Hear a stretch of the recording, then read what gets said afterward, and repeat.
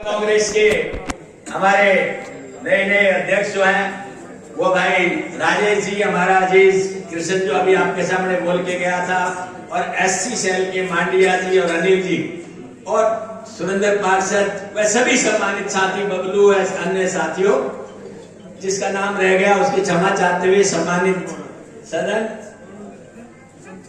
सूरज बोरा जी मंच संचालक, वह प्यारे दोस्तों, प्यारे भाइयों, सर्वप्रथम तो मैं आप सबका दिल की गहराई से धन्यवाद करता हूं कि आपने एक मैसेज जो हमारे आदरणीय दीपक बावरिया जी ने आप तक पहुंचाया और आप सब लोगों ने सुन करके अपनी अपनी जिम्मेवारी समझते हुए यहाँ पहुंच करके भाई बजरंग दास जी का स्वागत किया और हम सब लोगों को दो शब्द कहने का मौका दिया।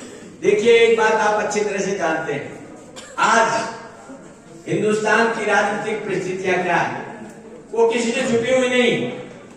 आज से 10 साल पहले किसी ने सोचा नहीं था कि कोई राज का परिवर्तन होगा, परिवर्तन के बाद इस तरह की तानाशाही पूर्ण सरकार का रवैया होगा, और वो आज आपके सामने उसका जीता जागता उदाहरण आपने चंडीगढ़ के मेयर चुनाव में देखा, उसका जीता जागता उदाहरण परसों हिमाचल के राज्यसभा चुनाव के अंदर देखा, और किस तरह से समाजवादी और आरजेडी बिहार के अंदर पार्टी के विधायकों को तोड़ करके अपने पक्ष में करने का जो सुझाव देखा आपने माहौल, उससे स्पष्ट तौर पे नजर आता है कि इन लोगों का प्रजातंत्र में कोई विश्वास नहीं। हर चीज को अपने तरीके से करना चाहते हैं, सार्वजनिक संस्थाओं का दुरुपयोग करते हैं, और उसके बाद आपको ये एहसास कराने का प्रयास करते हैं या तो तुम समझ जाओ वरना हम तुम्हें समझाना जानते हैं। दोस्तों, ये माहौल मैं समझता हूं यहाँ बैठे हुए किसी इंसान ने कांग्रेस राज में इस तरह का कभी नहीं देखा। बातें बहुत हैं, लेकिन मैं कुछ सी बात ये कहना चाहता हूं, हरियाणा प्रदेश का जन जन आज इस पार्टी की कार्य प्रणाली से नाराज और नाखुश है, लेकिन इंतजार कर रहा है कि कब वो घड़ी आए जब आप लोग सोच करके ये काम करें। भाई बजरंग दास जी या गोपाल जी यहाँ टिकट बांटने नहीं आए, नहीं ये टिकट बांट सकते हैं। टिकट बांटने का एक फॉर्मूला है, हाईकमांड बैठी है, नीचे से अपने नेताओं से, लोगों से राय शुमारी कराती है, सर्वे की रिपोर्ट जाती है, उसके बाद जो आदमी उभर के आएगा उसको टिकट के लिए चुनाव भेज देंगे, वो किसी भाई को भी मिले। मैं ये कहता हूं हमारा सबका एक फर्ज बनता है, एक दायित्व बनता है कि हम सब दिल से मदद करें। अगर एक पार्टी जीतेगी तो हमारी सरकार बनने की बात है, हम सरकार बनाने का इंतजार करें और यहाँ पर आपस में मनमुटाव रखें। तो मैं समझता हूँ ये हम सब के लिए एक तरह से मैं समझ सकता हूँ कि एक तरह से बहुत ही आपस के विवाद बढ़ाने वाली बात सामने नजर आती है।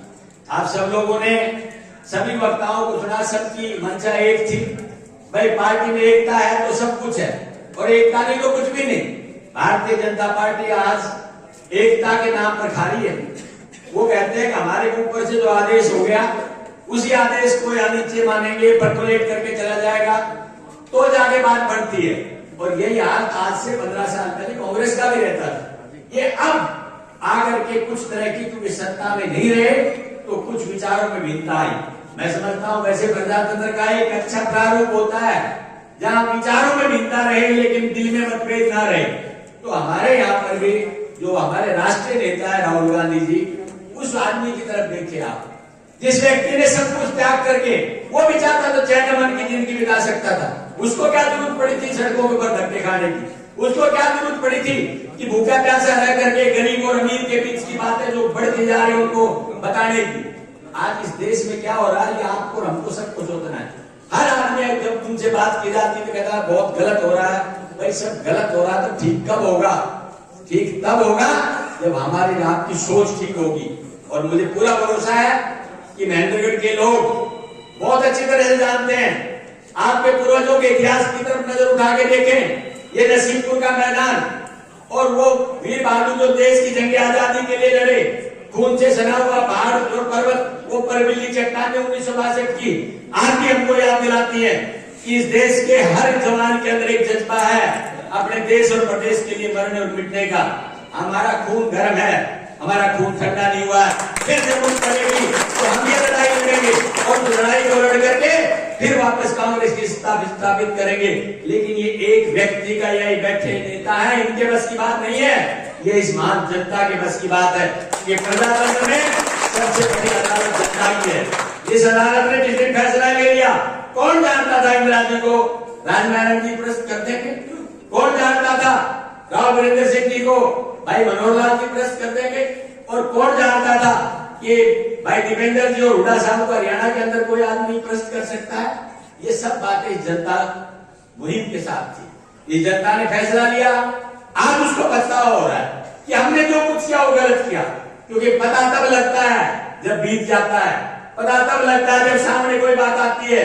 उन सबको एहसास हो गया कि हम किसी मुगालते में थे, कि हमने गलत फैसला ले लिया। कांग्रेस से बढ़िया पार्टी नहीं, कांग्रेस से बढ़िया नेता नहीं, नीचे से लेकर ऊपर तक हर नेता कांग्रेस का प्रजातंत्र में विश्वास रखता है। तो आपको प्रजातंत्र चाहिए या तानाशाही? क्योंकि तानाशाह कभी आपको आवाज नहीं उठाने देगा।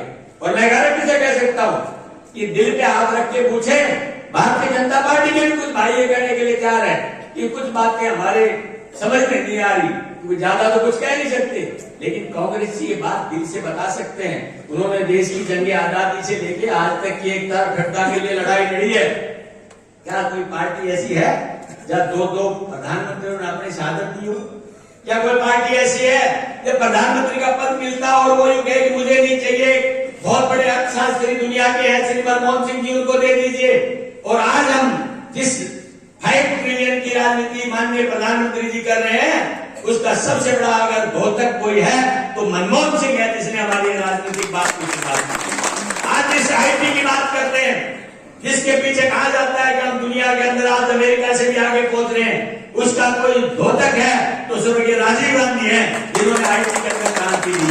आज ये बात कर रहे हैं कि हमने चांद को चंद्रयान भेज दिया, उसका अगर कोई घोतक है तो जवाहरलाल नेहरू जी थे, जिन्होंने इसरो पैदा करके दिखाया।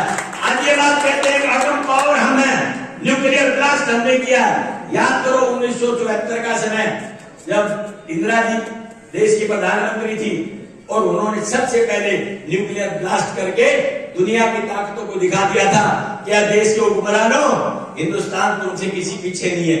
याद करो 1971 का युद्ध, जब एक तरफ से रशिया का साथ तुम्हारे साथ था और अमेरिका तुम्हारे खिलाफ था, सातवां बेड़ा यहाँ पर भेजा। कोई नहीं सोचता था कि पाकिस्तान के 2 टुकड़े कभी हिंदुस्तान की फौज कर सकती है। वो स्वर्गीय की इंदिरा गांधी थी, जिसने उनको आगाह किया, देश के हुक्मरानों, या तो तुम अपने हरकतों से बाहर आ जाओ, वरना तुम्हें वो सबक सिखाऊंगी कि दुनिया का नक्शा बदल जाएगा। और वो नक्शा बदल करके दिखाया, उन्होंने खड़ा करके दिखाया। हम उस पार्टी के कार्यकर्ता हैं। आज हमारे अंदर अगर छोटी सोच से काम करेंगे तो यही रह जाएंगे, बड़ी सोच से काम करें तो आगे जाएंगे। मैं ये नहीं कहता टिकट किसी को दो, जिसको देंगे स्वागत करेंगे, लेकिन आपसे प्यार और प्रेम की बात चाहता हूं। आप सब मिलकर के काम करेंगे तो आगे चलेंगे, मिलकर काम नहीं करेंगे तो नहीं चलेंगे। मैं तो ये भाई सबकी मेरे साथ दिन रात रहता है। हमने जिस दिन शुरुआत की थी, उस दिन पहले दिन एक ही बात की थी कि आप टिकट के साथ हैं हमारे साथ। और हमारे भाइयों ने कहा था, देखिए टिकट राजनीतिक बात है, लेकिन हम व्यक्ति के साथ हैं।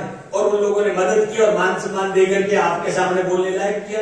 इसलिए दोस्तों मैं कहना चाहता हूं, आप सब लोग मन से विश्वास रखे, एक दूसरे के प्रति कोई दुर्भावना ना रखे। अगर किसी भाई से कोई बात निकल भी गई हो तो दूसरे भाई को कम से कम थोड़ा सा सहयोग दे करके शांति से बात करें। या हम सब एक है, मेरी कही हुई बात है, कोई कमी लगे तो मुझे माफी नहीं देना, लेकिन आपसे अगर कोई गलती हो तो आपको भी स्वीकार करना। ये जो बड़ा वो होता है जो गलती को स्वीकार करता है। हम मानते हैं गलती कांग्रेस की रही है, उन्हीं की वजह से आज हम यहाँ हैं, वरना तो कौन व्यक्ति था जो भारतीय जनता पार्टी को आने देता। इस देश के अंदर 2 पार्टी की सीटें थी बीजेपी की, आज वो 400 की बात करते हैं। कौन देने वाला 400 सीटें उनको? लेकिन ये सिर्फ एक भुलेखा है, क्योंकि जो देवीलाल जी एक नारा दिया करते कि हिंदुस्तान के वोटर को समझाओ मत भगाओ, और वो नारा उनका काम आया एक टाइम। वो बात आज मोदी जी ने सीख रखी है कि हिंदुस्तान के वर्कर को समझाओ मत भगाओ। अरे कोविड यहाँ पर हुआ, साइंटिस्ट फेल हो गए, वो कहते हैं थाली बजाओ कोरोना भग जाएगा। थाली बजाया, उन्होंने देख लिया कहा इस देश में अभी भावुक लोग हैं। जब 70% 60% लोग थाली बजा के कोविड भगाने की बात करते हैं, मेरी झूठ की बात को मानेंगे। आपको हमको दिल और दिमाग से सोचना है। अब वो समय जा चुका, हमने 10 साल उनको मौका दे दिया। देश कहां जा रहा है, प्रदेश कहां जा रहा है, किसी से झुका हुआ नहीं।